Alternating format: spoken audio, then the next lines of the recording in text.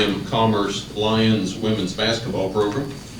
In the center of our podium is head coach Jason Burton. To his right, the far end is Princess Davis. Princess is a sophomore guard from Shreveport, Louisiana. On the near side of the podium is Gabby Scott. Gabby is a senior guard from Van Cleve, Mississippi. Coach just opened with comments on a game that literally came down to the final play or possession of overtime contest.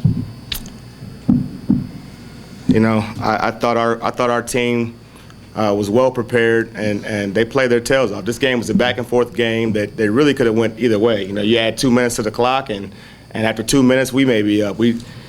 It was a game that both teams were really prepared. You know, we both wanted it. You know, we just played Tarleton 5 days ago and beat them in our place. So you know that adds a little fuel to the fire, I think. But you know,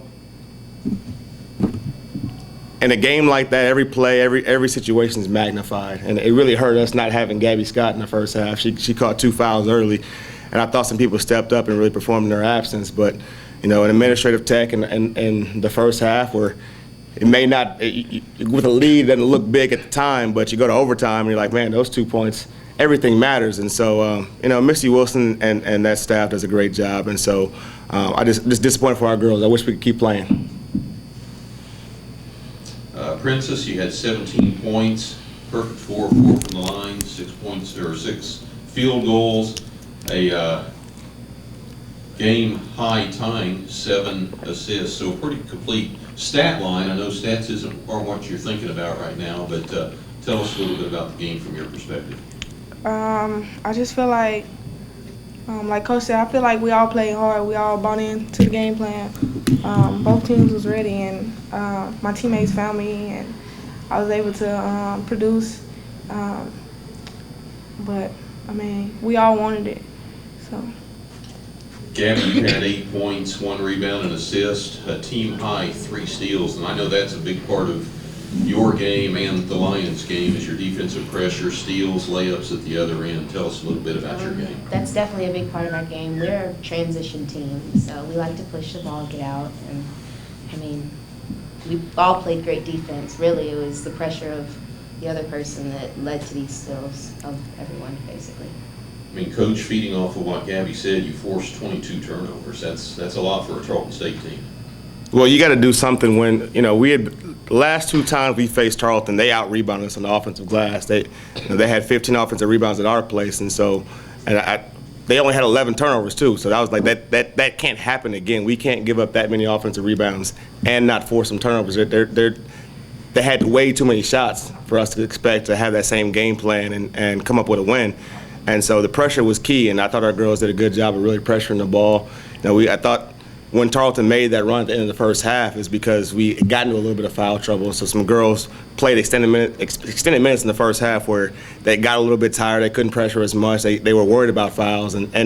But I thought our pressure really dictated some things and allowed us to get out and get some easy baskets.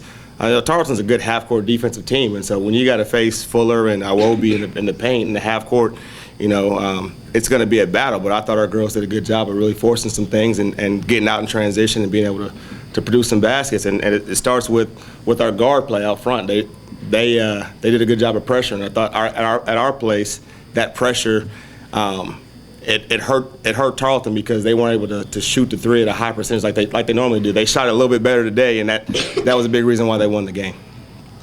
Questions for the Lions? Coach, there at the end of the game, in a situation where there was free throws being shot, and you had someone get around you and one shooter out there. What was the situation there with Tarleton down there for the rebound when you weren't quite out there yet? Were you trying to get something done? Or? Well, here's the thing: if you don't set up the play, I mean, if she didn't make that free throw, and we cut it to 2 points where we have a chance to have a dead ball situation, and we get to set up our defense, then we're going to have to foul anyway. And with no timeouts to advance the ball, the game's going to be over. She had to make that free throw for us to be able to be in the game. And so I wanted to make sure that what we had was set. If she made the free throw, we had a sub coming in for her. That sub was going to allow everybody else to set up their defense and put us in position to whether they call timeout and advance the ball or they don't, they just pass the ball in. We're in position and we're only down 2. So any play with 4 seconds, we can get a steal, or if they advance the ball and we have to foul and they go, we foul, they go 1 for 2 from the free throw line. We're only down 3 with, 3.5 seconds. There's still enough time for us to get something done. And so that was my thought process right there. Artaejah had a huge game. It seemed like some of her shots, she had 20 points. Some of them kept y'all really in the game, were at big times. So what was she playing? She played great. I just wish that we had her early in the season. Part of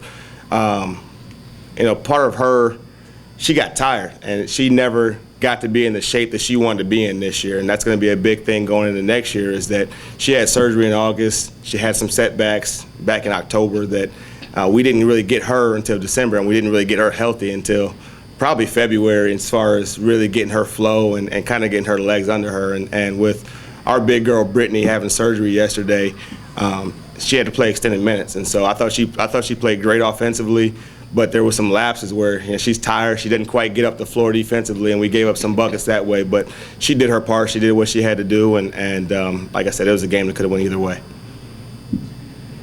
I know it's just your second year as the head coach at Commerce. Talk a little bit about the progress that you've seen since you've taken over. Well, it starts with the two people that are sitting next to me.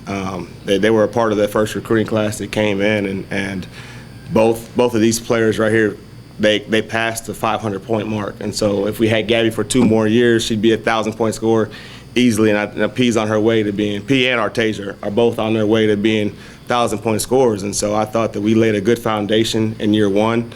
We were able to bring in some more recruits like the Shamari Harrises, the Crystal Pickrons, the one-year transfers that were able to allow us to continue to have that same level of post play. I thought we had some really good posts last year, and we didn't want to have that drop off. But we've got some more three-year players and 2-year players that we can build on. And so I'm excited about our core nucleus that we have back, especially in our backcourt.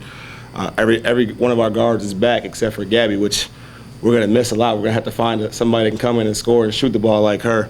But it starts with high character people. I have people that these two really set the examples every day, as far as being leaders, being on time, taking care of their academics, taking care of the girls off the court, and setting a level of high expectations in practice and workouts every day. And so, but I know with that, whatever Gabby wants to do moving forward, she's going to be great at. And then P's got her work cut out for her. She's got to continue to raise that bar. She knows the expectations that I have for her are only going to continue to increase. And same with Artaejah, who will be in year 3 under me. And so, and then, Shamari Harris will kind of have her sea legs under her. She came in and ran a lot of point guard, and so she had to learn a lot of things on the fly. And now that we have her back and Kayla back and Crystal back in our backcourt, I think that we have a good nucleus to build off of. Well, I know the outcome was a disappointment tonight, but we certainly appreciate your time. Thank you. Thank you. Thank you.